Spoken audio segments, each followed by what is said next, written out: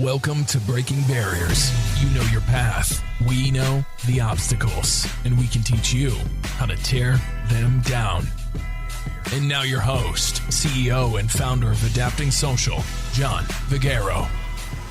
Jeff, thank you so much for being here today, man. Very nice I appreciate to meet you. Kim, good as always. Yes! Love to have you. Kim's a regular. Happy to be back. She's a frequent flyer. Yes. But welcome to Breaking Barriers, guys. I'm Thank really excited to have you guys here. You know, this is the second podcast of 2024, so I'm super honored that it's you too. New Year. So I'm really excited. But the one thing I'm most excited about is when you think about leadership in any organization, doesn't have to be business related, doesn't have to be for profit. It's the precipice of success of that leadership. Right, of that team better, or that organization. If you have good leadership, typically you go far places. Absolutely. If you have bad leadership, typically you don't go far places. And we're starting a new year off. So I'm really excited to get into this topic because so many people, right, have blind spots, right? And we were talking about this off camera. And I was one of them for so many years, right? Like my team, if you went through my team, Chris is sitting right over there. If you went through my team and you went through just all of our leadership in general, but mine particularly as the leader of the company's blind spots, it was like if it's a car, it's an elephant-sized blind spot, right? And it's like so many people have those, but you don't know what you don't know, right? So I'm really excited. Jeff, we have you here with Kim Buck, right? And Jeff Massone. Yes, correct. Good, okay. So you're with Prepared Leader Consulting. Correct. Right?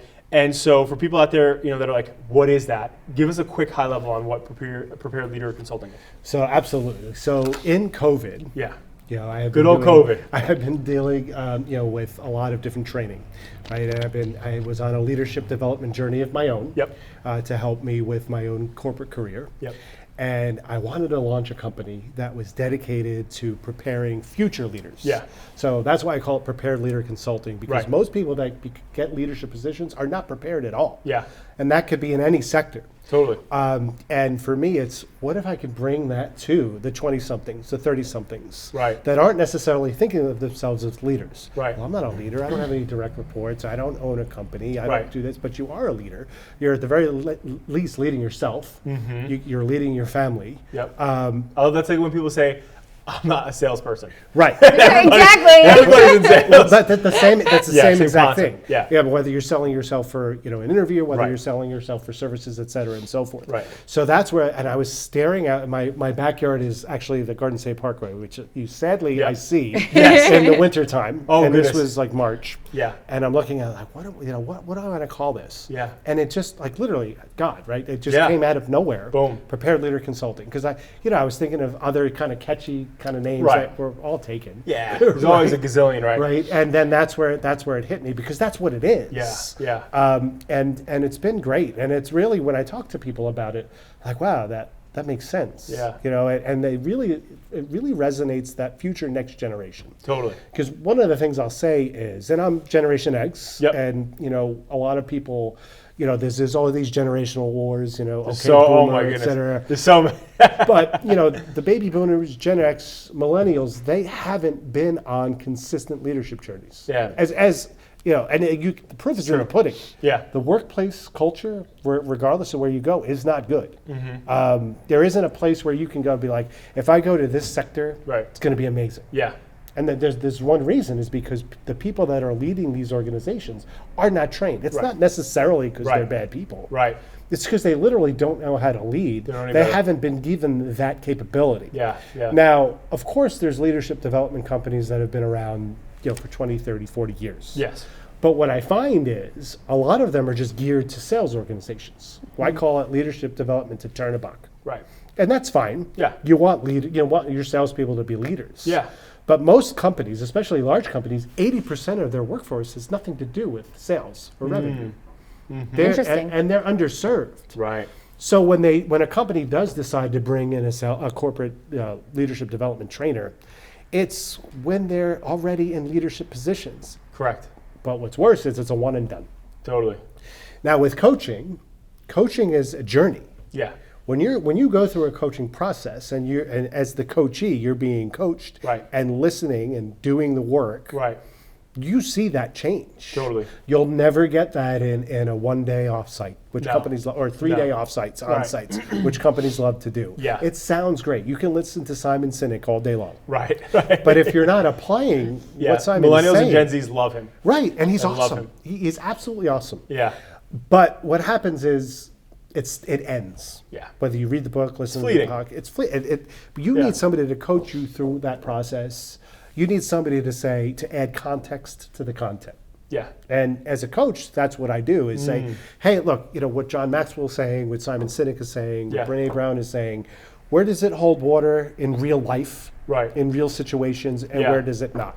Right. How do you grow to be that person Right. that you want to be? I mean, Yeah. what I think about too in my own journey is, and one of my major blind spots is what I didn't realize was in my entire 30s, Yeah. I was the same exact person.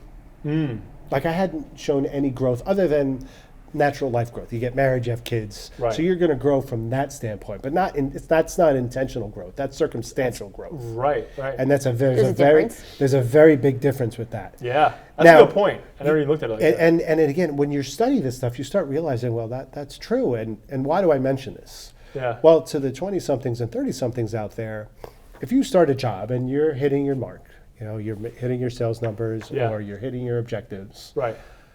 great. Yeah. You have a job You're happy. and you're getting paid for that. But Yep. they want more. But, That's but- the thing. But they want more. And if you're the same person when you walked in the door 3 years later, there's really no reason to promote you. Right. You're not adding additional value. Right. You're not creating new ideas. Right. Because you can't. I mean, Right. what do most people do? Yeah. They sit around the same table with the same people Yeah. talking about the same things. Right. And, and people become set in their ways. So that eager 26-year-old becomes a set in their ways 40-year-old, and then they wonder why their career is stagnant. And I was that person. That's powerful. Pretty A scary. lot of people are going to be resonating with that. Yeah, I mean, and I was exactly that person. Right. Well, for me, what changed was I knew I needed something. So Right. I signed up for a John Maxwell training Yep. seminar. Yeah. And, it's funny. I walked into the seminar and they said, it was a 3-day. Yeah. And they said, oh, this is going to be a transformational experience. So I'm Yeah. from New Jersey. I'm like, oh, come on. Like, you're really, like, Yeah. what does that It's gonna really? change my life. What is it like? 3 days. Really? You changed There's my some life? guy, literally some other Yeah. guy standing up on top of a speaker, Right. talking to 3,000 people. Right. This is going to change your life. Right. But then it did. Wow. Right? And when I started applying the principles, Right. and that's the deal, Right. I was able to double a 6-figure income in a very short amount of time. Good. And that's what I want. And I was at 42 at the time. I want that for people that are 25. Earlier. Why shouldn't they have that? Why you don't have Yeah. to pay your dues? Yeah. You don't have to fake it till you make it. Yeah. You can have a plan to be able to be that VP Right. in their 30s, if that's Right. what you want. Right. Right. You may decide that you want to do other things. And that takes me to another point. Yeah, a lot of businesses will get coaching for their employees. Right. But when it's funded by the business, the employee doesn't necessarily have skin in the game. Right. Well, it's like fair. we actually on a previous podcast we just talked about how raising kids, and when you like I bought my first car. My parents couldn't afford to get me a car, right? Luckily, so I worshipped that car. It was a '97 Acura CL, right? Drove it to death. Coupe, baby.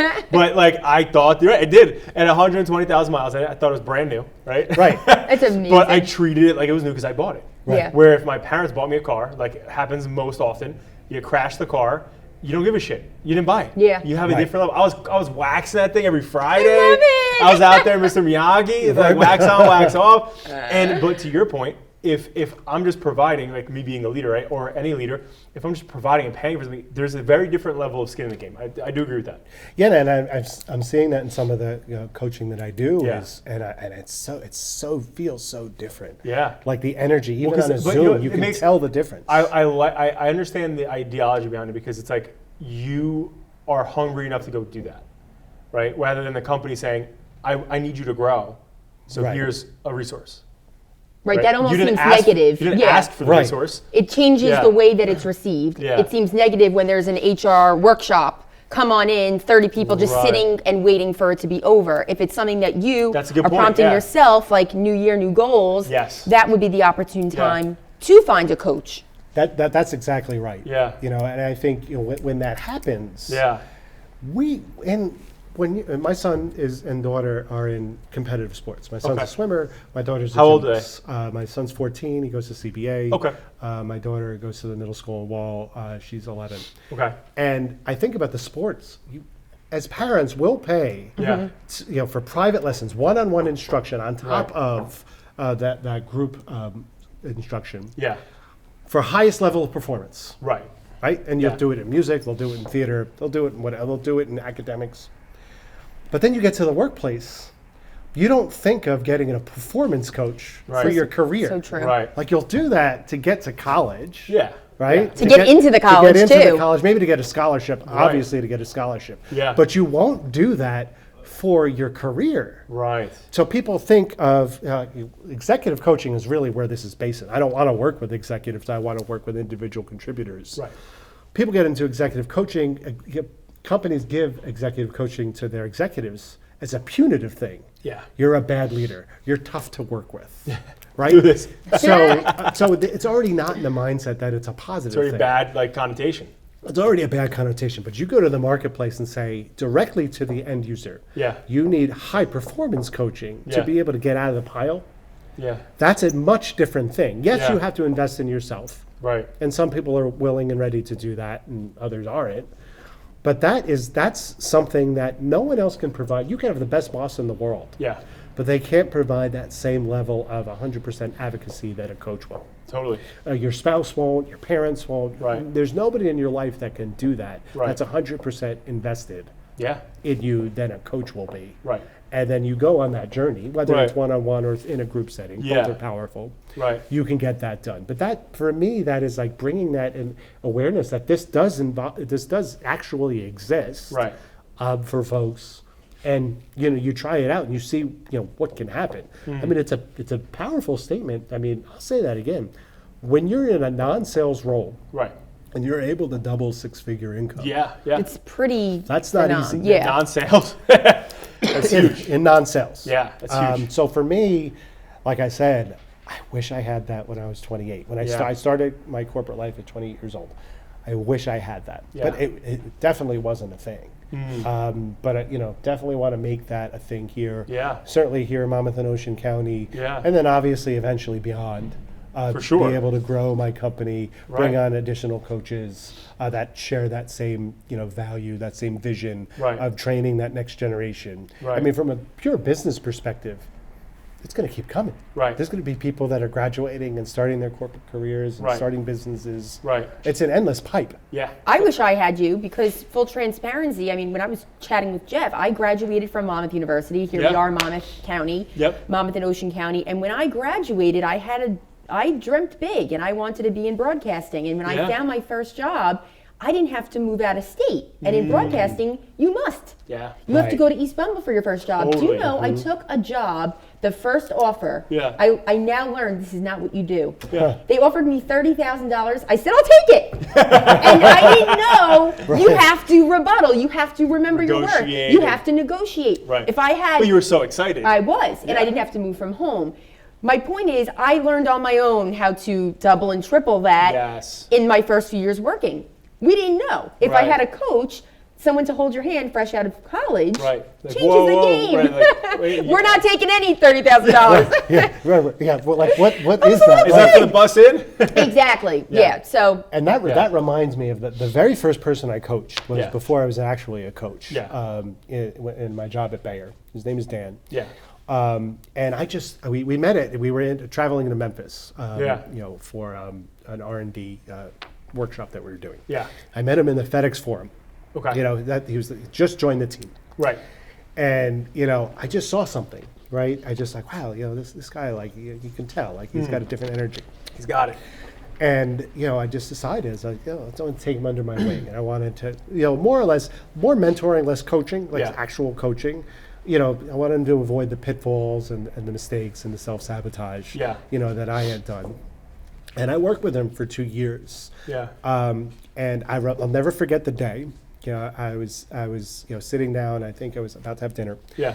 And the phone rang. It was Dan. And he said, I want to let you know, you're the second person I called. The first person is my wife. I just got a double promotion. Just got a double promotion at Bayer. And I really, truly believe if you weren't here to help me through that, I don't know if that would have happened. It's tremendous. Now, what had happened was I had coached him Right. to get to my level Yeah. and my comp. He's 14 years younger. Right. And I loved every minute of it. Good. Like that's really where like I wasn't like, oh, This is a passion project for you. I wasn't like, oh man, like he's making More, yeah. It actually felt born in good though. 1990, Right. was making and Makes you kind of sick. but like no, for me it was the exact opposite. Like Right. almost like, a parent. Like this is the best thing in the world. Yes. Yeah. That's nice. And that's how I know that like that's doing it for the right reasons, and I want to be able to repeat that Right. as much as possible Right. to show people that is indeed possible. Yeah. If you have a process, you follow that process, and you continue to grow. Yeah, that's Right. supreme. That's huge. Great. That's so big. And the one thing that I want to say is like the one fulfillment, like if you're, because I have a question here I was going to ask you is, do you believe leaders are made or born? I mean, I think leadership qualities and seeds are born, but for the most part, you can have those seeds that never germinate. Right. Right. Right. So leaders are definitely made. Yeah. And yeah. it's something, because people think of leaders, and we Yeah. talk about charisma, right? People, those extroverts, Yeah. those people that are on the field leaders in sports. Yep. And we throw that term around. Yeah. Like love, you throw the term around. Yes. Both terms are Yes. thrown around like crazy. Yes. And that we come to believe that in the workplace, that if somebody is assertive, well, then they're the leader of the room. Right. No, well, they're just assertive. Right. Yeah, They're and just that is loud. a good We like to leader- hear their voices. Yeah. They're loud. I mean, that's a good leadership trait. Yes. You Yeah. can't be a meek leader, No. Right. but there are so many other things to leadership, including Yeah. empathy, which Totally. Simon Sinek talks about Yes, a lot, yeah. including vision, John Maxwell wrote a book, 21 Laws, and Yep. there are 21 characteristics. Right. There are additional ones as well. Right. So there's so much to it. That's why it's a lifelong study. Yeah. Sure. Yeah. It's not something that like, okay, I'm a leader. Yeah. Well, can I tell you one thing? So one thing that I resonate with a lot of this in leadership, and I'm sure so many people out there. And by the way, if you guys are going on a rant at some point, that's your camera. Look into the barrel if you're going on a rant. But for people that are listening into, like for me, my biggest, like I said, elephant-sized blind spot was I was what you just said. I was somebody. I started this in high school. Not out of in high school. I started this. I was 17, and I was going door to door in Brick because I grew up in Brick, like knocking on businesses in the wintertime, getting rejected for 3 months until only one person, who's still my client by the way, said yes and like gave me an opportunity. Wow. And the one thing I look back at is once I got that yes and started going whatever else and building the team, whatever else. The one thing that I realized is that like I'm okay socially, like I'm good. I'm an extrovert, right? I'm a thoroughbred type A, like extrovert. And once I started to build a team, and I had like my first like 10 to 15 team members, right? I remember I was this like I grew up reading Tony Robbins. I grew up reading like and being obsessed with Steve Jobs, and so I was this like very like eccentric, like loud, like outspoken, like let's go, like motivational rah bullshit. And that's who I was for the, like, if I look back, because I've been documenting our journey since probably as early as like 2016, maybe 2015. And some of the stuff I watch, I cringe. Like at yourself? Because at myself. Oh my God. Because I didn't know, and I thought to motivate the room, I had to do what motivated me. Right. And that was my big blind spot, is that I didn't realize that with me being in front of this room of people, me being like, let's go guys, let's talk about positive stuff, let's do this, let's do that, whatever. Like we have a thing, right? And this is where I get cringy too, is every day, at the end of the day, we'd rate our day on a scale of 1 to 10, right? 1, I had a shitty day. Okay, why was it shitty? What did you learn from it? 10 being it was great. Like God himself couldn't come down and do anything better, right? Like it was that great. And every day for 4 or 5 years, right? Like I would be 10. You're lying to yourself. Yeah, I was Right, fucking. right. But in my mind, my mental fixed thought, right, and my mindset was that if I say it's a 10 every day, and I believe it's a 10 every day, then I'm going to live a 10 every day. No room to grow. Right. But honestly, and I would have certain team members be like, hey, like, dude, are you sure? Like, how could it be a 10 every day? Like, and I'd always be like, because that's my mindset. Like, I'm alive, I'm breathing, blah, blah. And ultimately, right, like at the end, when I look back on it, COVID was so like, it was the biggest, obviously put aside all the health precautions and things that happened to the world and financial stuff. It was the best thing personally for me because it put me in a position where, like, since I started adapting social, year over year, we've only grown. right? Thank God, knock on wood. Yeah, thank God. And COVID happened where we had to like have some real conversations with team members, right? Like, you know, to date, like we've never like had to like lay anybody off. That's incredible. In our 15-year history. And you know, we never let anybody go like that. So COVID was a position where there was a couple people we had to. And I had to say, you know, we're a big company. I need to be resourceful and get lean. So it forced me into this position where I'm always like positive, where I was like, how could you be positive when you're telling somebody, I'm sorry, we're gonna have to furlough you. You're not gone, but like right now in this pandemic where everyone's scared, I have to do this. And it put me in this different mindset of a leadership with empathy, especially, where I'm like, you know what? Not everybody needs to be told good shit to feel happy. Well, sometimes that's where we grow, is from the negative. From the negative. Yeah, absolutely. And I learned a lot of this too through that period, but also from my wife. My wife, Jacqueline, like literally is like my saving grace, but she is somebody who, when everybody processes negativity or like a bad situation differently, I always process it where it's like if something goes wrong, like let's say right now you're mad at me, right? I'm like, my visceral response is, Jeff, let's sit down and talk about it, but right now. Let's talk about it, let's figure it out right now. But sometimes you don't You want might to be do like, that, right? John, I need a day to think about this because I'm fucking pissed at you and I don't want to talk about it right now. That's my wife, where she's like, she's upset with something, she's like, I need to process. And in the beginning of our marriage, I would always be like, well, let's talk about it. Let's get over it. Why are you mad about this? Whatever. Where now, like, we're almost going to be together for 10 years.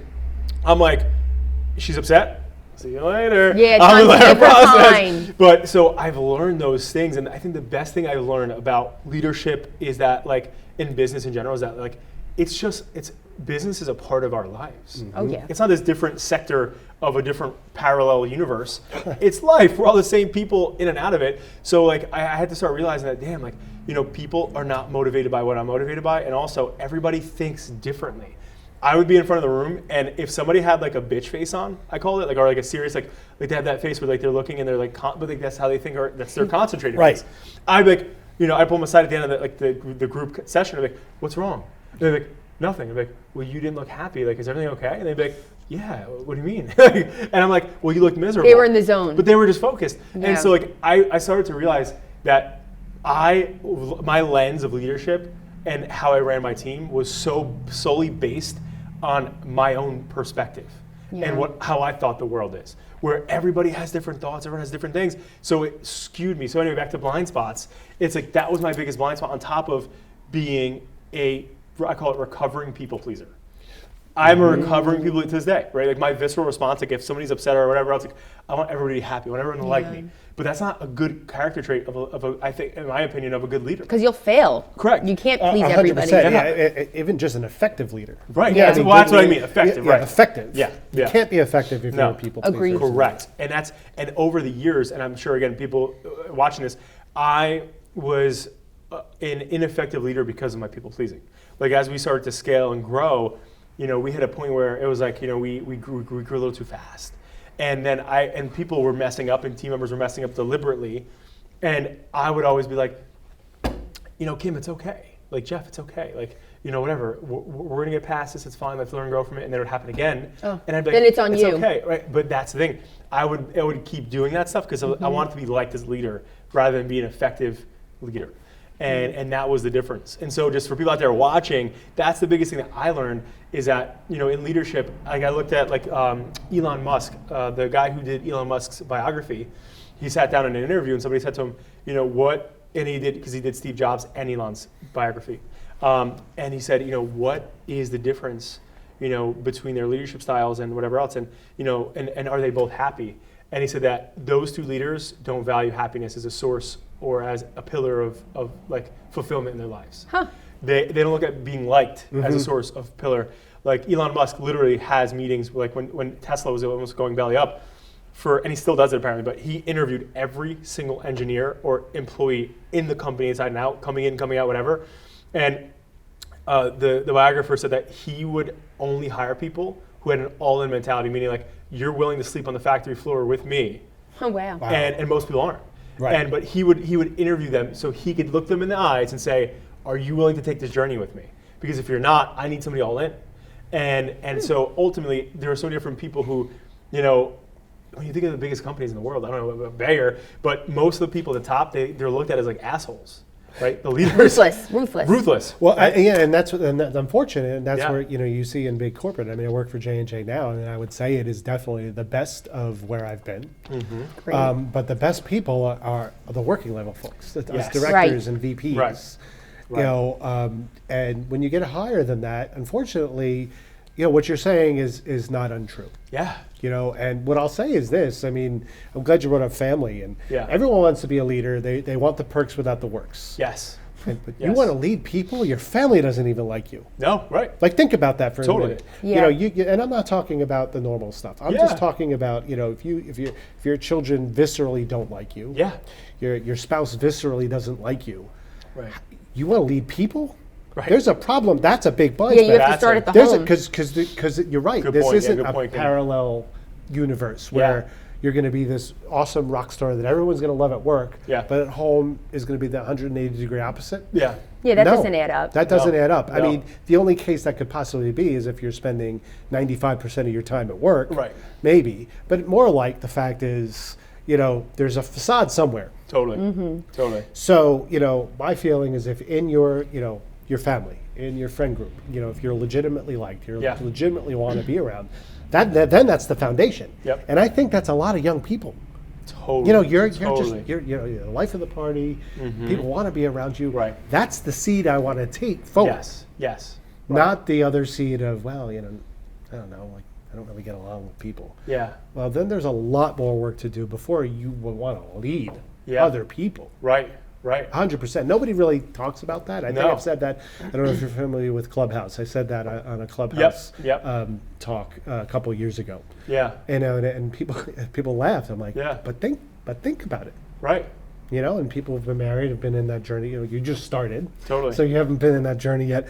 But there are ebbs and flows. And there are times when, that's it needs to be worked on.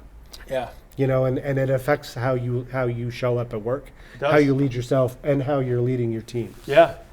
I was thinking about it, how important it is to be happy with what you do for work every day. I think that a lot of the people, I think of the people that we should send your way are the people that are not happy with what they do, because they will not be able to lead if they're not happy, and people will not be motivated to grow if they're not happy. Right. So maybe it's almost like time to look at yourself in the mirror and see, am I Yeah. happy with what I'm doing every day? Should I be changing the direction of my future? So that's a good point. I want to add a different layer to that, because one of the things that when I heard that biographer say that about Elon Musk, it's so funny because I look at me and my wife, right? So my wife is also like she's the CFO of all of our companies that we own, and she's somebody we work together. People are like, how do you work with your wife? And like literally easily, like it's so I couldn't imagine not. And the crazy part though is that like sometimes because we know each other so well, we're so in sync that like my sister who lives in Florida, she comes and visits frequently. She'll stay with us, and I remember the first time she stayed with us, she's like, "You guys almost seem like your conversation is so direct in certain ways. It almost seems like you're not happy."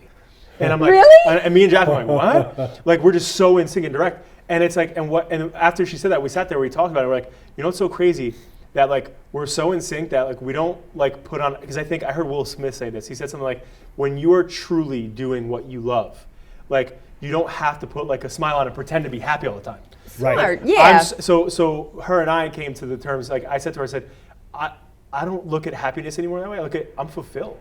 Fulfillment is, I'm glad you brought that up. Yeah, yeah. One of the tools I use with the folks I coach is something from the author Patrick Lencioni. Okay. It's called Working Genius. Yeah. And it's brilliant. It's not the same as Myers-Briggs or DISC. It's literally like, where you're most productive. And it's brilliant because the concept is, there's 6 geniuses at work. Yeah. And 2 of them are yours, 2 of them are a competency, and 2 of them are a frustration. Now, once you realize that, you take the assessment, you see what of these geniuses are, your frustration. If you realize your job is that, it's time to get a job where you're going to be working in your genius, so you can be filled with energy, joy, and then ultimately fulfillment. Right. And I've additionally gone And through okay that. with frustration. And okay with it, it will come back. But understanding that if your job is putting you in tasks that are in that frustration zone, Right. that nobody's really codified that. No. And, and I took that, and even most recently, in my role as a project lead, I realized that, the role I'm in right now, there's a lot of that frustration. Yeah. I want to be back where I was leading teams. Yeah. Because that's where I you excel. Yes, you love it. They call it, Patrick Lencioni calls it galvanize and enable. It's really rallying people and supporting your team members to get the job done. Yes. So it's like, first of all, it's great for a coach. Second of all, but it's great for a team lead.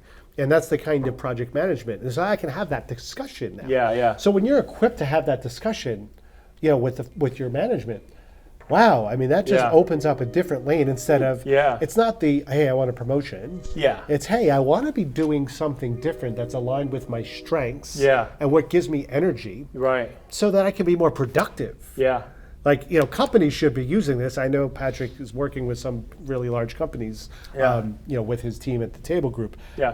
But for me, it's like, you got to be using this as your own tool to have a better conversation with your boss, a more productive conversation with your boss. And the same thing if you do Myers-Briggs or DISC. Yeah.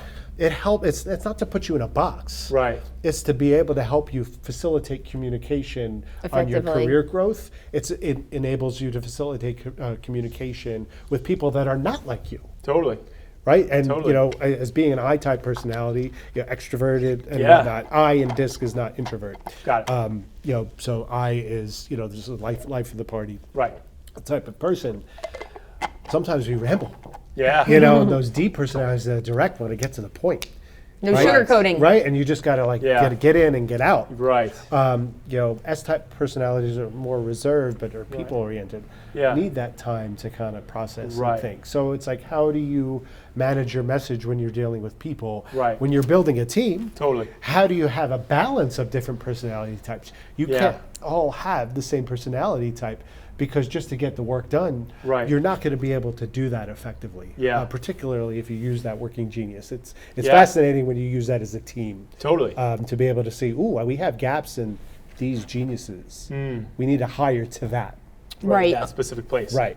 That is a good point. So, I have some questions. So some of our viewers. So anytime we have different guests on, they always ask questions beforehand. So, what do you think are, in your experience, in your corporate experience, as well as obviously now coaching and John Maxwell training, what are some, if you were to say, what are the top 3 attributes to a great leader? Yeah, I mean, I think for me, number 1 is absolutely empathy. You really have to meet people where they're at. You have to have that situational awareness to be able to know, when to be able to be direct, when to be able to sit on something. Right. I think that's absolutely important. Yeah. I also think you really need to be able to have those assertive skills to drive things forward. When I think about high-performing leaders, and I actually wrote this, sometimes I just have an idea and I write it in my Apple Notes. Yep. Oh yeah, we all do that. Yeah, And it's been percolating, so I don't lose it, right? Yeah. When I think about the highest performers that I've seen in my life are successful business owners. And why is that? Well, it's because they have to generally meet payroll before they eat, before their family 100%. eats. Yeah. So that means you have to dominate the day all the time. Yeah. You don't really see that in corporate. No. Because it's somebody else's money. Sure. Totally. So when I think about that, to answer your question, and that second trait is that kind of assertiveness to drive things forward, Right. which you're not necessarily seeing, in corporate. Totally. And I think, like vision, if you're going to lead, you have to have that vision to be able to take you from where you are today. Whether it's a product you're trying to launch, a company you're trying to expand. Right. Take where you are today, where you're going to go, right. and be able to communicate that vision. So, vision and communication being tied, as a leader. If you can't communicate, that's it. Yeah. When I tell people, what you really get paid for in corporate is the quality of your communication and the quality of your thought. Right. And if you full stop improve those 2 things, right, then boom, you're just alone. Right. Forget about personal growth for a minute. Forget about leadership development. If you improve those 2 things, you're going to skyrocket. Because again, like I said, if I get back to the beginning, most people sit around the same table with the same people talking about the same things. Yep. You're not communicating differently. No.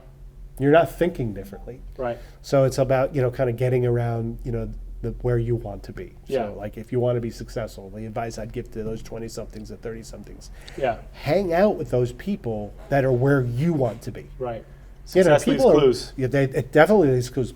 They know, Yeah. you know where they want to go. Yeah. And it's unfortunate. They say, I forget who said it, but you're the average of the 5 people you hang out with. Yep. the That's most. so true. Yeah. And when it can be jarring when you say that to people, Yeah. because they start realizing, well, Oof. Yeah, Well, my hey, group. these are my closest Yes. friends. I went to college with these people. Yeah, I or, love this Or guy. they're my neighbors, or it's the parent group of you Yeah. know, the school. Or And sometimes it's it's their very 5 hard. colleagues that they can't Or- get forward or- because it's all right. the people that they hang out Yeah. with. That's Their exactly competition. that's exactly That's a- right. I've been there. And you're there, and you're like, wow, and it is maybe not necessarily as jarring if it's your colleagues. It's eye-opening for sure. Oh, yeah. But jarring if it's people that you love. Yeah. Oh, You know, yeah. people that you're having good times with. You're learning bad habits from. But if they're giving you bad habits, if Right. they're keeping you back, Right. and you're not, you know, that's the reason why you're stagnating. Right. so true. I think, you know what, I think the biggest thing, like when I look at, like, so I can only, anytime like I'm mentoring somebody, right, the only thing I can give them is my own experience, right? And the one thing I've learned in my companies, right, especially in adapting, which is my first is my baby, is the accountability factor of leadership. And because I feel like my people pleaser me had empathy always lead the bus and was driving the bus. And the passengers in the bus and the way in the back were accountability, right? Right. And I think when you're, back to your point, right, I have a friend of mine who is in like a top 3 financial firm that is in New York City, right? And huge firm, and he's a partner there, and what you just said was spot on. He goes, listen, you know, he's a small majority partner, but he says, you know, when we go out, I'll swipe the Amex, I'll do whatever, I'll get the coach, whatever, because it's not my money. I don't care. Yeah. Right? But when you're in a private business, and you know the people running it, like, you know, are in ownership. Like I own this company. Like every dollar that is spent is not going to be my family, like you just said. Right. Salaries, it's going to somebody else first before it comes to me, right? So I think the biggest thing that I learned is that accountability, because that people pleaser me was like, oh, everyone has to be happy, everyone has to be happy, everyone has to be happy, right? That Also, everyone has to happy, eat. Yeah. toxic positivity, Right. right? That's the thing. I think it's a real thing. Happiness, It's a real and the thing. word happiness behind that, the definition of it, I think in this world right now is toxic positivity, because everyone's pretending to be happy, right? Right. And who cares about happiness, in my opinion, anymore? It's like, are you fulfilled? Yeah, I'm going to know? live my life differently now that you say that. Well, yeah, you know, it's like really you think about it so differently, true. because that's what you're not supposed to always be happy. But my point though is that as a business owner, right, and what I started to realize is that I wanted these people to be so happy that they were failing, and in some cases, right, which I'm sure you've seen, or you know, you have to have seen this, you know, I've over promoted people to their incompetency. Right. Right? And so I was like, oh, you know, boom, you're going to be this. You know, being a young entrepreneur in my teens and then, you know, my early 20s, I'm like, you know, I need this thing, so I'm going to bring you there. And they weren't providing and they weren't doing their jobs. And I'm like, what are you doing, right? But like, in better words, but I think accountability is something that if somebody out there listening right now is a newer entrepreneur or a newer leader, right? I think if you cannot be somebody who can get results, even if you're a people pleaser or you want to make people happy, they're not going to respect you because you're not getting the results for the team and the team's not getting the results. So ultimately, you're not respected, which people aren't going to like you, right? Right. Whereas if you are a little bit more tougher and you're a little more prickly, right, but everyone's getting results, like Steve Jobs wasn't liked, he was respected. Elon Musk, in their work, in their teams, they were mainly respected, not liked.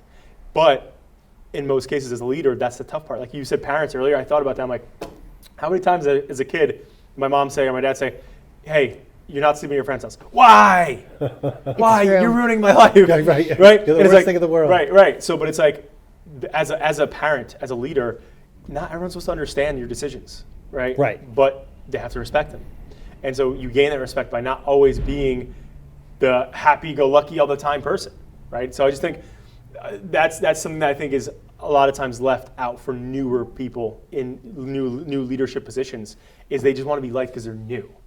And it's not, I don't think that's the most important thing. I think it's accountability as well as empathy, of course. But I think, at least in my experience, has been like holding them to their, like I think the best people I've ever worked with, you know, I did at one point in my life, I was doing the top 20% Tony Robbins coaching. Like I hired a top, so the person coaching me was doing an executive in Verizon. And it was expensive as fuck. But the one thing that they taught me was listen, you're either gonna be respected because you're good at what you do, or you're gonna be liked because you're their friends, and in better words. And it's like, Right. for me, I would rather be the latter, right? Because I want to. Oh, I'm sorry. They said that, and they said, you need to push people to their peak and their Potential. best potential and performance. And sometimes it's a push, sometimes it's inspiring. But some people need to be dragged, which stings. Well, I think both of you are the perfect Yeah. example, and we've talked offline before Yeah. several times. And you've gotten coaches. Yes, right. And you guys- I can think of you many guys- times, but you I guys couldn't even are- afford it. I didn't understand. And a lot of times it was because of nasty leaders, Yeah. news Right. directors. In broadcasting, it really cutthroat. it's cutthroat. It actually gets people to leave the business. Yeah. And I've had many tough conversations where, Kimberly, we love you, but your accent. Kimberly, we love you, but your hair's a little long. I've had to actually pay out of pocket to go to the city, voice and diction coaching. Stop it. I did that on Saturday mornings on top Wow. of working full time. I'm now my own business owner. Yes. I'm thankful for that, but Yeah. those tough conversations with news directors have kept me in my field that I love. Yeah. Yeah. 15 years later. Wow. But Wow. I have them to thank for it. You have it's to, those you that have are to. the Right. nice, cozy, Yes. you have a cozy relationship with Yes. the boss. You never They grow with those relationships. Exactly. Yeah. They're still my friends Right. to this day, but they didn't get me to the point of my career where I am now. Yeah. Wow. And funny enough, I'll give a shout out to News 12. They're one of Yeah. my clients, Yeah. and they do a quarterly HR check-in. It's a mandatory questionnaire Yeah. to make sure that you're happy with your leadership. Yeah. Yeah. And that's something I commend them on. Well, that's important. And I'm sure maybe Bayer and Johnson & Johnson does something similar. They do. I mean, they I do would say something they would similar, have not to that level of detail. Yeah. Because I'm impressed by that. That's a really important thing. It is. And why I mention you guys is because you guys are the voice of that younger generation. Totally. To be able to validate. Yes, this is what happens when We're you not get that young. when you get coaches. I'm only kidding. You're not 47. I'm only kidding. I can tell you that. Yeah. And again, that's why Yeah. I say, you could speak. It's almost like a testimonial on Right. coaching itself. Right. Oh, yeah. The value of Yeah. coaching itself. I mean, you've mentioned how expensive like your coaching journey has been, and Yeah. I know a lot of entrepreneurs, and it gets very, very expensive. Yeah. And your time. When It's you find expensive. the right coach, Right. it's very impactful. And it's got to be a match, right? You have to gel. It has to be a gel. It has Yeah. to be that Yeah. partnership. When I've had people that are more executives, Yeah. kind of come to me, I say, no, like I want you to go over there Right. with trained coaches that have been executives, Right. right? I mean, Yeah. you can't lead somewhere where you haven't been. Totally. Yeah. So, well, the problem is people do all the time, right, and that's the issue. and that's right? that hurts coaching. What happens Totally. is somebody holds the shingle up. I'm a coach. Yeah. Right. And there are two bad versions of that. Yeah. You'll have a version of somebody that's a trained coach that's Right. going to go out there. I want to be an executive coach. Yeah. I just want to work with CEOs. Yeah. And they go out there and they're not helpful. Yeah. They're really not because Right. they don't know what that life is really all about. Right. I mean, the kind Right. of coach you have to be that effective. 99% of them are not that. Right. So that's one version. Right. And it hurts. Then you go to that same executive, you want to provide coaching services to their employees. Right. Well, I had a bad experience, Yeah. an executive coach, et cetera. Right. And then on the other end, you'll get executives Right. who are done. They want to be a coach. Right. And they were jerks, right? And then they just want to be a coach because they know there's money in it, or Right. at least potential money in it. Right. So you got to do it. You want to get it with a coach that's doing it for the right reason. Right. Are they doing it to serve, or are they doing it to make that top dollar? Right. And you have to feel that. You have to find that out in and of itself. Yeah. But that's what happens. I mean, I've seen definitely different just leadership development companies that go in, and they're just mailing it in. They're just like reading the slides. They're not providing any kind of actual value, Right. Any kind of staying power. Yeah. So whether you're dealing with a leadership development company or a coach, Right. you need to have that feeling. And you've seen it. I'm sure totally. you had coaches that haven't been so great and Yeah. haven't added that much value. Well, the Tony Robbins coaching that I got actually put a bad taste in my mouth initially. I've had two coaches in my life, and the Tony Robbins was my first one. And I vowed after that, I was like, I'm never going to do coaching again, because at the end of the day, I got some good takeaways, right? And I Right. think that's important. But I think the one thing that I started to realize over time is that I'm I want to bring X whatever I'm doing to the fucking moon. And so I need somebody who understands that, understands that journey. And I didn't love the model of Tony Robbins coaching. Not to shut on Tony, 'cause I love Tony, but like I don't like the Didn't concept. align with you. It didn't, because I'm somebody where, like, again, life's messy, right? Like if I have a client that's like, hey, I have this brilliant idea I want to run past you or whatever else, like, and it's Thanksgiving, right? Like I might take that call because like I love doing that, right? Like when I was younger, I always took those calls. Right. Now that I have a family and stuff, I'm like, I'll talk to you on Monday, right? But in most cases, I'll take that call. Or if a client's like, hey, it's a Monday and it's 6 p.m., like there's something I want to talk to you about, like I'll most likely take that call, right? I'm not, the thing I stopped liking about coaching because of Tony Robbins at the time was, well, you have 1 hour every month at this time and this thing, and this is what we're talking about, and blah, blah, blah. It's too square. It limits Right. you. And I'm like a thoroughbred entrepreneur. Like I'm not like really organized. I'm brushed. I'm not detailed. So like for me, like a lot of times, like like right now, I'm sure like I'm running over a meeting right now, right? Like because we started a little bit later. So it's like, let me see. Yeah, so I am. So it's like literally like that's me. So like I would show up to this meeting, right? And it would be like I'm like 5 or 10 minutes late. It's like, hey, it's like a therapist. Like, well, we got 20 minutes. Yeah. And we gotta go. Yeah. And it's like I didn't get to talk to you about anything. Like we spent 15 minutes asking how you're doing, right? So it's like, for me, We're it's all like, guilty of that. yeah. So it's like, at the end of the day, I think it's so important, like you said, that you gel, because some people like that because they're so structured. And like, okay, every Monday at 1 o'clock, I only have an hour or 30 minutes, and boom, boom. But like for me, that's not me. The coach E is supposed to design the agenda. Right. Right. As a coach, we're supposed Right. to serve you. Right. And I Great think point. sometimes those Yeah. kind of rigid kind of conversations, Right. Again, yes, there's a journey, yes, there's a curriculum, Yeah. but you do have to kind of then say, really, what do you want to work on? Right. And again, sometimes, and even monthly is it's standard should be every other week. You Totally. want some time to percolate, Right. to have some different things to discuss. But it needs to be more frequent, monthly. Right. As an entrepreneur, how much Time do you have? a month Yeah. is like a complete 5 different Yeah. Yeah. problems that you've Yeah. dealt with. Right. Whereas Yeah. the 2 week cadence is also a better cadence. Yeah. So, for folks out there who want to know more about coaching, I mean, that's really that thing is it's a journey and it has to be designed by you. Totally. It's for you. It's not one size It's fits not- all. for Yeah, it's not By for the way, me. my guy Jeff, he knew what he was doing. Look at him. He's ready Like, to go. I mean, that's Yeah. really, if I could say nothing else, Right. it's 100% for you. Yes, it's for your high performance. Yes. Right? Yep. So get that out of your mind that is some kind of remediation. Yeah. It's Yeah. for your high performance. It's Right. for you. Right. Find the person that's going to work with you to get to you where you want to go. Right. Right.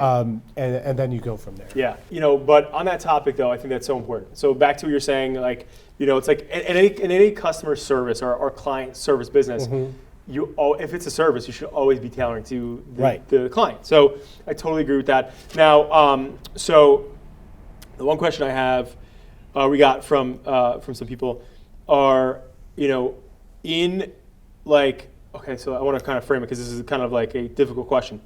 So when you're in a position essentially where you're working with somebody, as you're the leader, you're working with somebody. So let's just use the example, Kim, right? So I'm Kim, I'm the leader, Kim works, under my management, right? And, and Kim is constantly underperforming, right? In the sense of she's not innovating or growing, but she's doing the work though. So she's moving things along, but she's not like, She's stagnant. wow, right. Right. And essentially this question was, you don't want to like fire this person, let this person go. What would you do in that position? Yeah, absolutely. I think, for me, right off the bat, it really is going on, digging into personal growth. So this is different than leadership development. Yeah. They're inextricably linked. Yep. But when you talk about personal growth, growth is the only way that you're going to get better. Right. And it's different for different people. Yeah. And then when you actually lean into that and you talk about, with your manager, Yeah. your boss, and say, we want to put you on a growth plan. Like, where are you today? Like, where do you want to be? Like, Right. how do you close that Yeah, gap? yeah. In a lot of ways, it's building different skills. But sometimes it's really getting out of your comfort zone and doing something that you haven't done before Right. in a physical challenge, like a triathlon Yeah. or something. Yeah. Other times it's learning an instrument. Right. Truly. Wow. Nothing happens in a vacuum. Yeah. So when you're doing these different things that may seem unrelated to your work, but you're growing as a person, Yeah. it's definitely going to have that halo effect and that positive impact that you're looking for. Right. But that's a discussion that needs to happen is around that personal growth. You know, John Maxwell has a book, The 15 Laws of Invaluable Growth. Right. I think that's a great guide for personal growth. Right. There are other people, you know, in the world that discuss personal growth. Paul Martinelli is one of them. You know, certainly a resource that I highly recommend because he's big into growth. Right. But when you think about that, that's where you're going to go because that's that stagnation. That was Yeah. my blind spot. Like Yeah. I mentioned, my entire 30s essentially being the same person. Right. The same exact person and not understanding why my career was Well, flat. not to delve too deep into it, but like if somebody was watching this, because I think a lot of people can relate to that. Right. Right. What for you, if you could pin it down to one thing, would you have done differently? So obviously you'd go and learn that you were the same person, but like what did you physically do differently? Yeah, I mean, what I did differently is start like really thinking about my performance as any athlete would. So your Like stats, different. Like Yeah. how are you? NFL, like But even more the training aspect. Right. Are you preparing yourself to show up best? And, Right. You know, nutrition wise. Yep. Hydration wise, exercise right. wise. We know Kim is. Look at that hydration. Oh yeah, I'm not kidding around. Right. And then Kim's going to Super Bowl. and You never know. getting better. So what do the athletes do? The Right. highest level athletes. Totally. Right? And they're constantly watching Training, film. eating, sleeping. They're film. their actions line up with their desires. Right. And when you think about that from the This workplace is a good. perspective, This is a golden nugget right now, by the way. This is Yeah. good. This that's is good. really where you're saying, well, I want to be promoted. Yeah. You know, I want a double promotion. Right. And you're going to happy hour 4 or 5 times a week. Right. That's not a mix. Right. Now, Well, I'm Kim very- does that. Kim does that. She goes happy. I'm a very social person, and Yeah. people know that. Like, yeah, that's something that I enjoy doing. Yeah. But Ditto. you can't. But you can't say that you want to do that. You have to have a season where, no, for the next 6 months, 6 Right. to 12 months, I need to really do things as if I was an elite level athlete. Yeah. And I think kind of tying that, because it's not intuitive, right? Yeah. You know, because we all know a lot of, entrepreneurs that kick ass and, Yes. are partying all the time. Right. You're like, well, they do it. Yes. Well, great, but you don't know where they were before. Before that, totally. You're seeing Totally, them totally. kind of living it up because they're already successful. Yes. And it's funny, like when you talk about the corporate experience, and I've said this before, even on interviews and whatnot, I said, when you're asking for organizational change, when you're asking for innovation in the workplace, but you're asking people that already know what it takes, they know what they need to do Right. to get their bonus, to get their stock options, to get their merit increase. Right. There's no incentive for them to change. Right. Well, yeah, they're So that's a good. different They level of hit every mark. complacency. Yeah. It's not like stagnation. Yeah. It's just like, but you have to be able to be that leader to be like, yes, we understand that we know for your own bottom line Right. what you want to do to succeed. Yeah. But we still need you to change because it's Right. better for the organization. Yeah. And that's where people get let go. if they're Right. Well, really not exactly. If willing to grow. they're not willing to grow, Yeah. they'll Sink go or swim. somewhere. They'll go somewhere else where Yeah. they can be Yeah, fly sink or under, swim, yeah. fly under the radar, hit their marks. Right. So that's a really interesting thing. But when you go on that journey, when you Right. start saying, "Hey, like this is what I'm going to do over the next, 6 months," Yeah. you really start making 3 to 6 months is really where you Yep. consistency is Yeah. key. Yeah. Where you make those changes, where you're training for your career as if you were an elite athlete. Yep. It may sound trite to some people that may be listening, but when you actually do it, just get better results. You see the results. grow in your career. You'll see, and then part of that is, and again, reading. I do a lot of reading. Yeah. Leaders are readers. Yes. And the thing that I'll say is, Leaders are audiobookers. right, Just driving, they have to which actually I got to get more into that. Yeah, when yeah. I Oh, do yeah. start commuting more. It's better for Yeah. the time management. Much better for Totally, time totally. management. But when you think about that, and you're Yeah. taking in new content, you're going to be delivering new thoughts Yeah. to your workplace. Totally. You won't be by binge watching television. No. Right. You'll never be able to bring a new thought Yeah. to that. But when you're constantly reading, when you're constantly learning business books, management, it's improving leadership yourself. books, you're improving yourself on top of that overall health and wellness. Yes. Then you're going to be able to slam through it. And that's what we're bringing to our event that's coming up on March 13th Good. in Freehold at 6:18. Yes. At 6 p.m. I'll be there. And that's going to Kim be. said there's dirty martinis. Oh, there- yeah. there will be.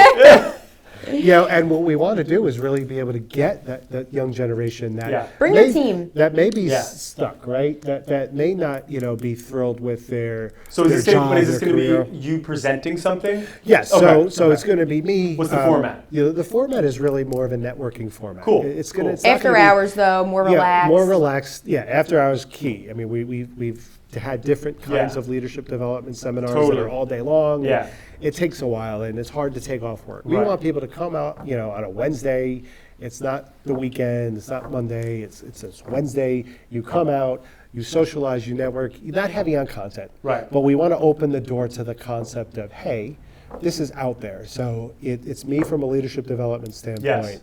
We're bringing on Michelle Zandman from Revolutionize to talk about health and wellness. Ooh. And we will be also bringing in a financial expert to talk about, financial literacy and how do you set yourself up right. Because I truly believe that if you got the debt hanging over you and you're essentially a slave to your bills, which means you're a slave to your job, you can't be a high performer. Yep. You'll always be muted. Yep. So it's like, that financial health, Yes. that physical and mental health. Yeah.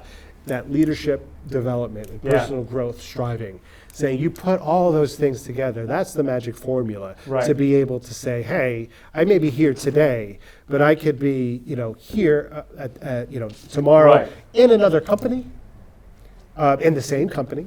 Yeah. But doing work that's being more fulfilling because you open the door because you got better. Right. You intentionally got better. Right. The percentage too, if you have a room full of people on a Wednesday night midweek in the middle of March, guarantee there's people that are unhappy, unfulfilled, looking to improve, looking to make more money. If you put them all together in a room, I think if you could rub shoulders with those people, everyone benefits. Yeah. One of the things though too, obviously we talk about this offline, but one of the things is I speak at a lot of events like this about them actually building their personal brands. Right. I need help. And and building, and you know what's funny though, and it's good for getting a job as well as people maintaining and growing in their job, because I'll give you a perfect example.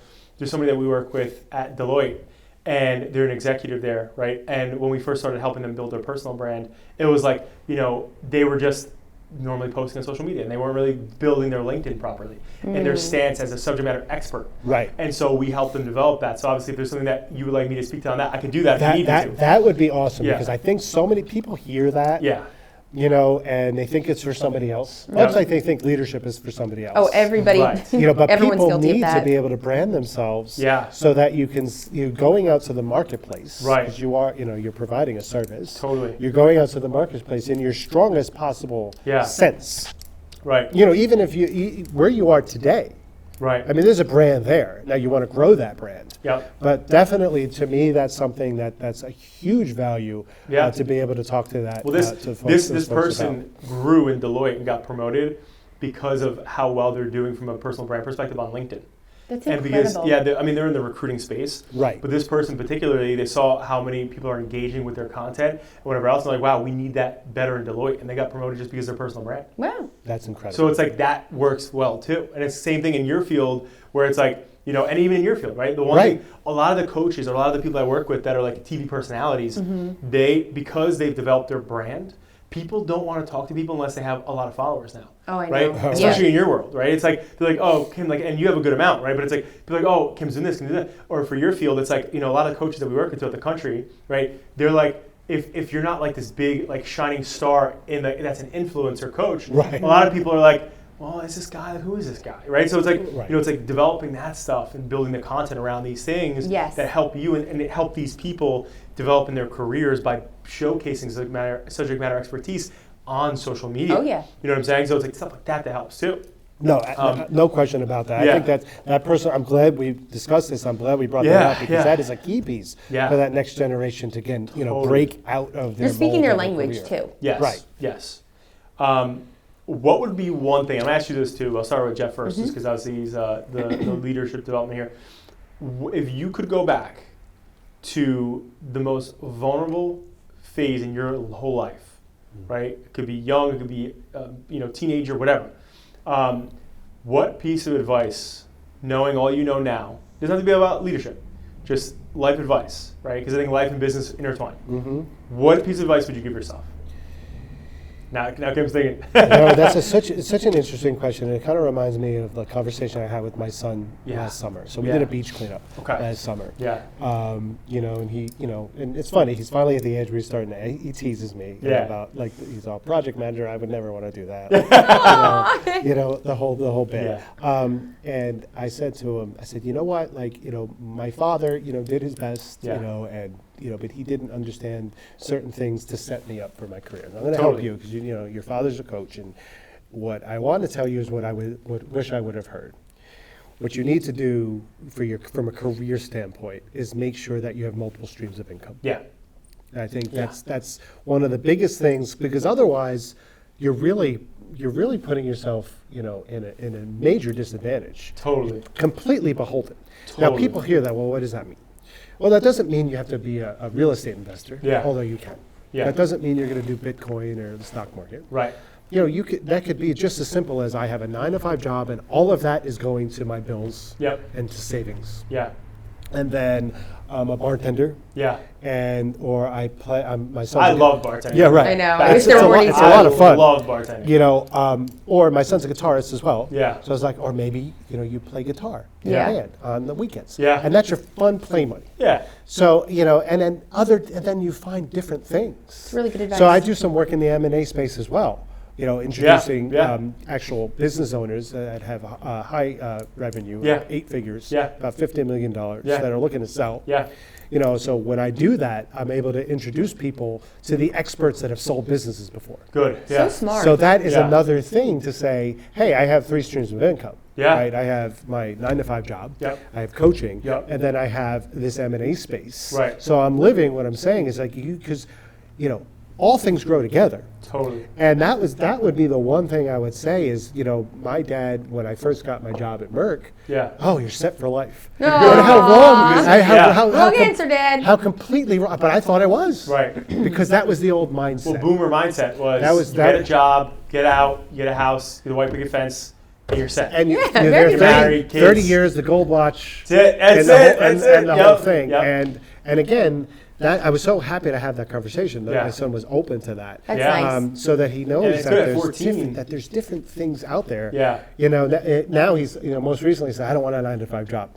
I said, okay, well, That's then you're the going to have to Gen Z mentality. Yeah. So he's Gen Z, right? He's he's Gen Z. Okay, Gen Z, yeah. So it's funny, he mentioned he's a swimmer. He happens to be a very high level competitive swimmer. Good. I said, well, you got to get really, really good. Yeah. So then you can get sponsorships and you can get, you can grow do to that next all of level. that. Yeah. And then you can say, all right, then you can have the power of choice. Yeah. Then ultimately, that's what I coach upon is, Yeah. well, when you have your finances right, you have the power of choice to say, hey, I don't want to do this anymore, or I do. Yep.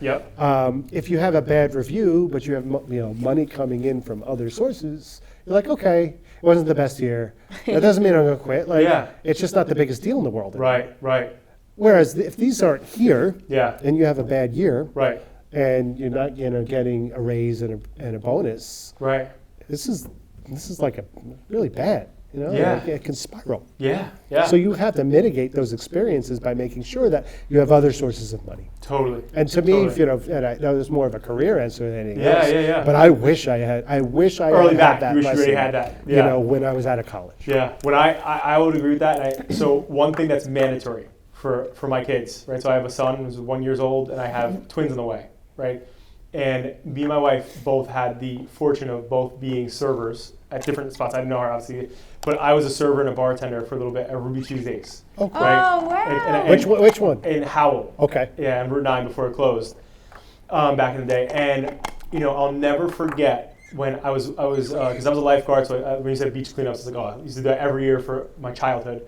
And anyway, but at Ruby Tuesdays, I was first was busboy, then I was a server, then I was a bartender, and you learn so freaking much about life in a restaurant because number one, it's multitasking. Number two, you're managing money. Number two, you're entertaining a guest. You have to be, you have to show a face and be, accustomed to customer service.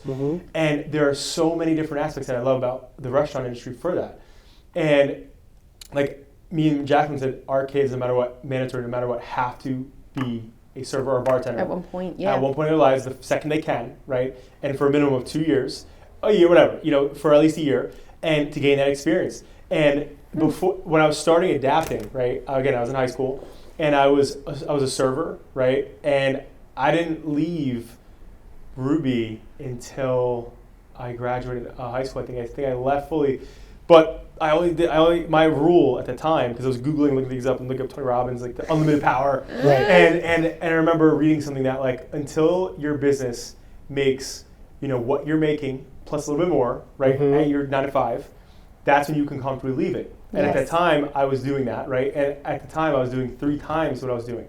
But the weird part is I loved being a server so much. You missed it. I was like, why would I leave? Because like I'm doing whatever. And then I got to the point where I was like, I just have to focus. But to your point, I'm such a believer. When you're building something, don't jump and do a leap of faith into something and put yourself into financial turmoil. Too many people do that, and then they're completely screwed. And that's the other thing too, which is equally as bad is, let's just say you're going out and you want to be a coach. Yeah. And you don't realize, oh my God, 95% of the things I'm doing is not coaching. Right. Right. And then you're miserable. Yeah. So not only are you not bringing in the kind of dollar you were in, your 9 to 5er. Yeah. But you're not living the passion that you want. So Right. it's like at the very, very beginning, thinking about, hey, Yeah. what life do I want to lead? Like Totally. if I want to be a coach and I just want to coach 35 hours a week, Right.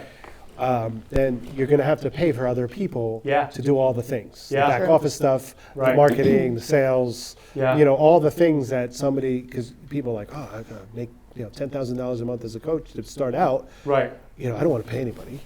Yeah. 'Cause it's not that much, Well, right? people are frugal in the beginning, yeah. Right, they get They're frugal. bootstrapping. But if you have that job, Right. and then you can build intentionally. Yeah. Because I want to scale to other coaches. Yeah. And for me, it's like I have to be able to build it to a point where I can pay people Well, build the to do foundation. the things. Yeah. That I don't, because I don't want to do them. In 10 Totally. years, when I'm 57, Yeah. I don't want to be doing, when I fully leave, Yeah. corporate. Yeah. I don't want to work 80 hours a week. No. Of course. Double. Yeah. Yeah. I don't want to be doing something that's not in my strength zone, marketing, sales, et cetera. Totally.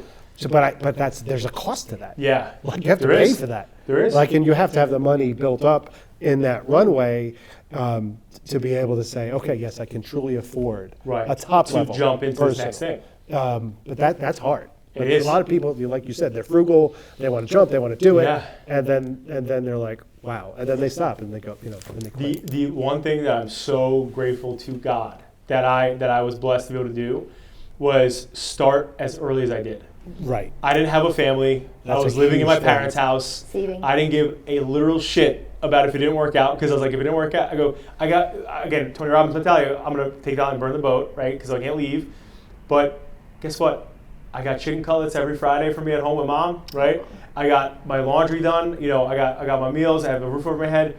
I can do this for as long as I need to, right? Because I'm not going to, I was so young, I was thinking that way. Whereas when you're, in your 40s, right, and you have a kid or 2 kids, and a wife and a house and a mortgage and whatever, Yeah. it's like, I'm going to take this leap of faith. You're layering yourself. You have insurance policies everywhere because you're building this income, which is so smart. And that's the one thing I say all the time. Anytime I get interviewed, they're like, well, if you go back and do something over, would you do? Like, maybe start earlier? Yeah. 15? I don't know. Exactly. But I'm just so Go grateful. back in time. Yeah. I'm just so grateful I started that young, because I also saw so much, right? From business owners and entrepreneurs and all this other stuff.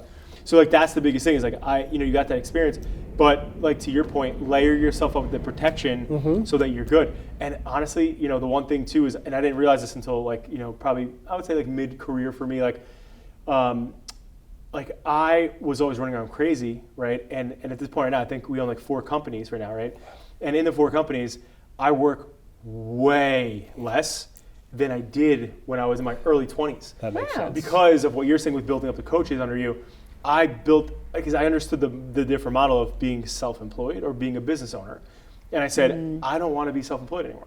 Because I was never seeing my wife, I was never around, and it was so important to me, right? And I want to get your take on this, but it was so important to me at the time. I was like, I was waking up at 4 or 5 a.m., out of the house. I was coming home at 9, 10, so me and my wife would have dinner at 9 or 10. That's right? rough. For the Big beginning of our sacrifice. marriage, right? And I felt bad. She was eating dinner that late, right? And I never saw her, right? I never saw my family, whatever. And COVID happened. Thank right? God It you got back to shifted everything basics. for me, right? Yes. Right. Right. And so I was like, oh, here, I'm doing this. Because, I'm in a couple different industries. And COVID happens, whatever, just makes me pull back. And I'm sitting there and I'm thinking, I'm like, it took us almost 3 years to have our first child. We had some fertility issues. So, we're in COVID, we're like, okay, like what's going on here? And we're seeing each other way more often. I'm loving my life because I'm like, I get to see my wife all day long, right? And like, I'm in and out of calls, but I pop over, hey, like, whatever. Oh, and I'm like, I'm loving it. And then ultimately, it made me think like, wow, because my mindset based on our parents' generation, right? So like the boomers, like my mom and her family, right? Like they grew up like that older mentality of like what you said earlier, like get the gold watch, retire, whatever. Right. And like I never really saw my dad growing up. He was always working, right? And so like the one thing for me that my mentality coming into business was I have to be a great father, right? My dad had some alcohol issues and stuff like that growing up too, like best friend now, literally. But like, it made me who I am. And I think the thing is, at the end of the day, like I was like, I want to be present for my kids. But my mentality was I'm going to work hard so I can provide and they can live the life they want to live and it's going to be great. Balancing act. And then I'll have, then I'll have all the time for them, because I'm setting us up for, the future. And I heard this thing, my friend, Sal, do you know Sal Ventry? Yes. Yeah, Yes. so Sal was like, dude, I heard this thing, I gotta tell you this. And he's like, you spend as much time as you can now with your kids when they think you're their hero until, That's right. because when they're older, they don't want nothing to do with you. They don't give a fuck So about you true. anymore. They want to go build their social circles. They want to go date people. They go to college, they go to high school. Like, you're such a less priority for them. And so he said it to me, and I literally, no joke, I was tearing up because my family's my world. So, I started thinking, I'm like, damn, I was like, I have to prioritize this shit because ultimately at the end of the day, when you're kids, and you have kids. So my question to you is, hearing that, right? Like obviously you've been in corporate America. I don't know your work schedule, but do you think that that's a better mindset to be hyper present and hyper there with your kids when they're young versus thinking about it when you're retired or older when they want nothing to do with you? Well, it's interesting you say that because I had that experience where before COVID, Yeah. I wasn't much of a traveler, but I commuted for sure. Yeah. So I wasn't home. Yeah. And Where is Johnson? so I wasn't at I Where's was at Bayer, Bayer, then? I was at Bayer at Whippany. So I was Oh, it's up north. It's up I was north. commuting from Wall to Whippany. Was that an hour? It's at least an Yeah. hour and 15 With traffic. and then with traffic, it's been Yeah. 2 hours easy. Oof. So then you have that lifestyle, and then COVID happened, and then I'm home, Right. and I'm like, this is a blessing. Like, Yeah, I get to be with my seeing kids. like all the Yeah, time. yeah. And I think it is important to be hyper focused. But what you'll see is actually when you're hyper focused and you're involved at that Yeah. early age, they're not going to say buzz off. Right. They're not. And because a lot of people, they're going to want to be with their friends. They're Yes. going to want to build their social circles. Yes. You're not going to don't try to be cool. That's not your job because you won't That's be. such great Yeah. advice. You're not going to. Don't be cool. Like that's So the don't worst. try. Don't try Yeah. to be Just cool, be you. because they're gonna pick up on it. Right. Totally. Just be you. Right. But what I'm finding is, Yeah. like when your kids right. decide, make it a choice to hang out with you, Yeah. that's the moment. Dude. So oh my like, and God. That's that, my and- relationship but- with my my parents. God. but yeah. it's not a force thing. That will happen if you're present and you're interested and you're Yeah. involved. Yes. And then they're going to go away Yes. for a little while, but they'll Yes. come back. Oh, yeah. And Right. my neighbor who has 5 kids. Yeah. I'm one all, of 5. Yeah. all of Wow, I didn't know that. I think they're all over 30 now. 5 of the greatest people you'll ever want to meet. Right. And because he did that, like, and he's a high performing business owner Yeah, himself. yeah. So he wasn't exactly present, but when he was When he was. right, He was super. His feet were where his feet were. It's exactly he Whatever was that he was saying pre- is. he was present. Probably. Yeah. He was super present, Yeah. and they're close, and they vacation together now. Right. See, I love they're that. That's- married and Wow. stuff. That's the kids success are to me. married, and they're still. To me, that's what I want. That's I the want dream. I want the kids to be, to choose, To not be to with feel you. obligated. Right. That's a different thing. Yes. To say, hey, no, I want to hang out. I want to go to the ball game. Yeah. Yeah, with Dad. yeah. I want to go over, and it's not going to be a drag to go to Christmas Eve dinner. Yeah. Like, that's. But you have to manifest that. You have and to. how you behave. Yeah. With children, and that's a very different thing. Yeah. And it's funny. I'm glad you brought up parenting because Yeah. leadership is parenting. It And is. Simon Sinek goes to that Yeah. in his Leaders Eat last book. Yeah. And it sounds people push back. Oh, what Right. does that really mean? Right. But it is so true. It is. And if you read the book, Yeah. You know, and if you listen, you know, to his, he's got like, I think a 45-minute talk on it. Yeah. He goes into it and it makes sense. Yeah. Like it's not intuitive, Right. but it makes perfect sense. But that's a very important question. Just be hyper present when you're there. Right. Even if you have a season in your business where you're not around, Yeah. you know, as much. As long as you're there, when you're there, Yes. that's going to pay dividends. Well, have you ever, you know Stephen Covey? Yeah. So 7 Principles. That was the first book I read like years ago. Yeah, it's huge Like in high school. corporate America. Right. It's huge in corporate America. Have you ever read that? I have Heard of not. it? So he's a brilliant author and great thought leader too. But the one thing that I loved about 7 Principles was how he took the beginning of it to his son, and how his son, like his one son was like you know, stud athletes or whatever. He had one who was not a stud athlete, you know, in T-ball, wouldn't hit the ball off the thing, you know, was not having good grades, all this other stuff. And he found himself. He said this one example of he's at the T-ball game and, you know, his son's swinging, he's missing, right, off the T-ball, right? And everyone's laughing, or the parents in the crowd are saying certain things, and he's like, leave him alone, like, you know, he's trying, whatever. And that he would get frustrated with his son, and then he had to take it back to his own, because this guy, like, you know, I don't know if he's still alive or not, but he would literally be like, he was like, you know, in Verizon, like a huge thought leader, like, you know, like, he was like John Maxwell before John Maxwell, Right. John Maxwell. Correct. Oh, wow. And anyway, so long story short, you know, he goes, I had this sense of pride because people know who I am and know that I'm in thought leadership. And my son is here not getting good grades, and he sucks at sports. Right. And he's not improving, he's not developing, right? And I'm a development coach. Right. And he's like, what the fuck? Yeah, something's not adding up. Yeah. And he said, I had to go back to like the playbook and realize that like all of my frustrations with my kid were about my pride. Like people seeing this and it was about me, it wasn't about him. Right. And so he had to Wow. shift his thinking and say, you know what, if it wasn't the ball, let him keep hitting it. Let him keep practicing. Yeah. It's okay, let him do his Give thing. him his Yeah, chance. give him his chances. He wasn't great at school, I will, you know, give him his room to get better in school and not put so much pressure on him because Right. I want him to succeed because I want him to do what I want him to do. Right. And fast forward, he talks about how his son is an engineer at Tesla. Oh, and my he's God. now he's this massive success. That's- but that's he gave incredible. his son the sandbox to play in. The space. As opposed to, space in the sandbox to play in, as opposed to go do this, do X, Y, Z. Well, that's a great story. You know? But my question on that, but anyway, we'll end here. But my one thing though that I just wanted to bring up was that, you know, when I read that book, 7 Principles, going back to the parenting thing, you know, I saw this thing. So I grew up, you know, being one of 5, right, and having, you know, financial. My parents had financial issues and stuff. You know, my dad was in, you know, the sole breadwinner. You know, my mom had obviously had 5 kids, and you know, my dad had his own issues and stuff. So you know, I had to like step up early and help my mom, like just like discipline and whatever with my siblings. And you know, looking at it, my misfortune became my fortune because I had to become a leader early, and I had to I started adapting social because my parents were going to lose their house. That's why I didn't say that earlier. But like my dad was going to lose a house, and you know, I was like, how can I help? You can't. It's like too big. And I'm like, okay. So I started Googling shit, found it. Point being is, I started this because of that scenario. Now, your kids, my kids, are not in those scenarios. You're not going to lose your house, right? Right.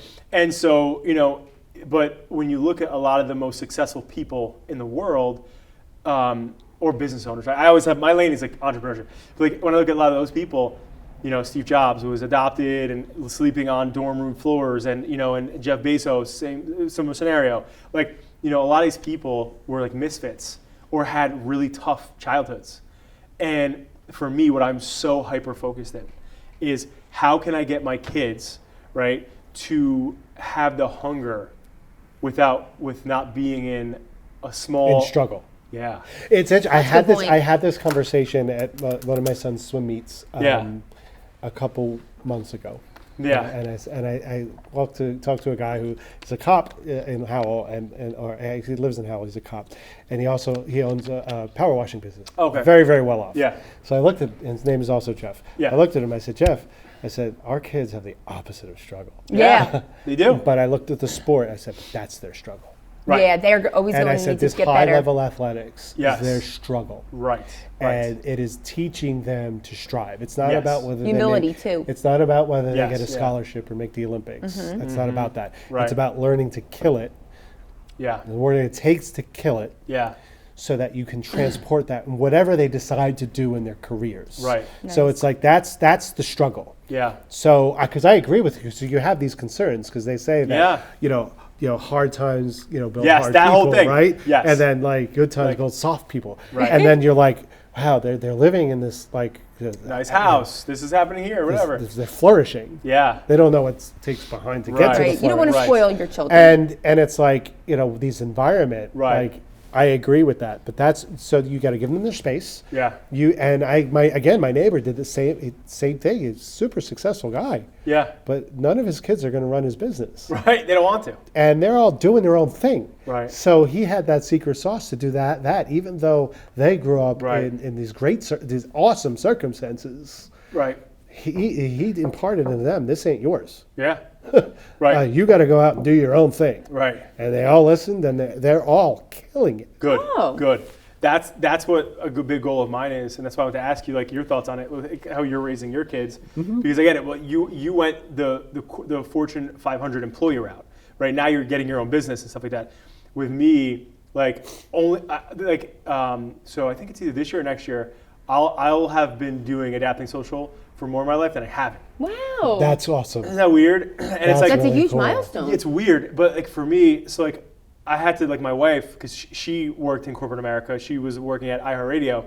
Oh, wow. And Oh, cool. And so like she has a completely different, like she went to Rutgers too. Like so she's like kind of like you, where like before I had Johnny, like and I saw his freaking beautiful face and like became obsessed with him. I was like, I want them to. Everybody has to be their own business. They own their own boss. Like I don't want any employees in our family. And she kind of opened up my mind to a different perspective of it, where there are people like you who are have made a beautiful career and have a great family and have a great home and everything else. From that, I grew up I was in a household where I saw my dad working his ass off in construction, not killing it, and being like, I didn't want that. So like I had to like see the differences. Right. Let me tell you something. There's a guy, an author, Tim Elmore, who I've spoke with personally. He's also in John Maxwell community. Yeah. And he has this great thing, this great advice he gave to parents. Yeah. Is to be able, what you can do when your kids are of age. My son is about that age. Yeah. To be able to, day in the life of different careers. And he said that the best thing that you can do, so you're not imparting, your point of view on them. You're like, talk to people that have completely different careers and see what their life is like. Yeah. Good point. So and you're not part of that conversation. Right. You go to work with them, etc. Right. So he'd be someone good to talk to about that. Yeah, yeah. I would love that. I can introduce you to him because he can tell you exactly what he did with his daughter. Dude, I would love that. And to me, and again, I would love to, be on that conversation too. Yeah, we'd have a podcast like this. Yeah. But that was awesome. I'm like, nobody thinks of that. Like literally nobody thinks to do that. Yeah. Candidly, I mean, if my son can not be in corporate America, Yeah, that'd be great. yeah. But it also there's some really great things to it. There is. Yeah, I don't there's want to some pros. sour him to that. I don't want you doing Totally. that. Like, Which is that's an where option. I've shifted to Right, too. that's an option. Yeah. Entrepreneurship's an option. Yeah. Other things are options as well. You've got to figure out of all the different careers, of all Right. the things you can do. You Yeah. have to talk to people who are Yeah. doing it. I was on vacation, right? I was on vacation with a couple, and this couple are both employees, but high performing in corporate America employees. And while I was there, I was popping on a couple different conference calls, doing a couple different things, and this guy that I was with, he goes, Johnny goes, I see a lot of what you do and stuff like that. I see a lot of successes you guys have had, and you and Jacqueline and stuff. He's like, but I got to tell you, I like leaving my work boots At the home, door. yeah. and I'm here, and my email's off. Nobody can even think about calling me, right? That's funny. We were just talking about And- that. Being disconnected, right. But like I said to him, I was like, I think that's the difference. Like that separates somebody who's a true, because being in corporate America and being a high, I know people in corporate America that make 7 figures. Right. So it's not just financial, but it's on my honeymoon, I'll never forget this, right? So this is before COVID, of course. So this is 2017. I'm on my honeymoon, and my wife, this is when I was still no work-life harmony, right? So I was just constant work. So my wife made me promise. She was like, on the honeymoon, you're fully disconnecting, right? And I was like, yes. At the time, I had 2 phones. I had my work phone and I had this phone. So I left my work phone with Chris, the guy who just left, who's my chief operating officer. I gave Chris the work phone, and I go, if you need anything, call me. He's like, I'm not calling you, whatever. And literally, so like when Jacqueline, she knows this, like, so I'm not spilling beans, but you know, she'd go jump and take a shower. I'm fucking on my emails. I'm jumping right into it. Like, I'm like, everything okay? What's going on? Everyone's like, John, get the F off this thing. Oh my God. But I love. You're like halfway I across want to the know world. what's going on. I'm like, what's going on? You can't be blamed for that. that. And she caught me, and it wasn't a fantastic. That might not have been a great moment. No. Of that so honeymoon. funny. But oh you my know, God. but you know, there's Great also story. the other side of the spectrum too, because like I want, like, there have been parts of things where I heard this saying. I think it was Simon Sinek, where he says the type A entrepreneurs like me, they buy the beach house but never enjoy the view. Oh, And that's great me. too. Like, it's me to 100%. But I want my kids to be able to do that. No, absolutely. And like that's the difference. You know, it's like I want them to be entrepreneurs, but do I want them to never stop working like I do? I don't know. What's interesting you said about that and the entrepreneurial life being completely connected all the time. Yeah. Yeah, there's a point in wanting corporate, that. there's a point in corporate where you get that too. Okay. And you have to be very careful, because there are some points where, like, They if expect you're it then. not making seven figures or even Yes. close to it, Yes. and they're still expecting That like, level. that's a run. Yes. Like, if you're only making 200, Yeah. and they expect you to be on call like an entrepreneur, I was like, Yeah. no, you're Yeah, not. yeah, that's where you're you're in simply the- not making yeah, you should quit. entrepreneur money. Like, you know, so, but there are plenty of jobs out there that'll pay Right. that money that say that, Right. you leave your boots at the door. Yes. But that's where you have to have the conversation of what's workplace important. culture really like? Yeah. What do you do to build teams? Yeah. Am I expected? Be direct. Yeah. Am I expected to answer emails on the weekends? Yeah. Et cetera. Do work, take calls on the weekends. Right. You want to know what you're getting into. when you're talking about those 20s, 30 somethings. Yeah. There are plenty of jobs that are more than reasonable that they'll Right. pay you well. Totally. And they're not going to expect that kind of service. Yes. But that's the one danger. Yes. Is the entrepreneur commitment without the entrepreneur pay. Yeah, Totally. reward. Totally. We Yeah. have so much content that we need Yeah, to this we is- need to do this is this a lot. more often. This could be like a Lot. 3-parter. I wish we Yes. had a costume change. It could have made us 3 I podcasts. know, right? Well, we can Photoshop it. We'll put. Oh my we'll make God. your thing blue. It was incredible. It truly was. But listen, This is great. This has been great. Jeff, I'm thank so you glad that much we for made being this here. happen. Very Yeah, nice to meet Kim, you. awesome as always, Thank of course. you. And then one more time, so people who want to engage with you, where can they find you? Sure. And then also, Kim, I'll have you just talk about the event one more time, details, Mm-hmm. whatever else, where it is. So on my website, preparedleaderconsulting.com. PLC. Right, yeah, PLC, but it's actually the full word, preparedleaderconsulting.com. And again, our event. So our event Yes. in Freehold on Wednesday, March 13th at 6 p.m. at 618 Restaurant. Yes. It's going to be awesome. I'm glad you're going to be joining us. Yes. I think that's going to be an awesome experience. And come out. I mean, again, like I've said before, Mom, let's start this culture, workplace culture, Yes. with the next generation here in Monmouth and Ocean Yes. County. And then take it from there. It's going to be a great place to start. Good. And if anybody has any questions, we're always here to answer them. I love it. And guys, as I always sign off, create a great day. You're in charge of it. And time is the one asset we don't get back. So you spending it here with us today, Jeff, with you, Miss Buck. I really appreciate the both of you. And we'll see you soon. We'll definitely have you guys back on. Awesome. Terrific. Awesome. Thank you. Thank Awesome. you. Awesome. Yes. So Jeff, this was a great way to start the new year.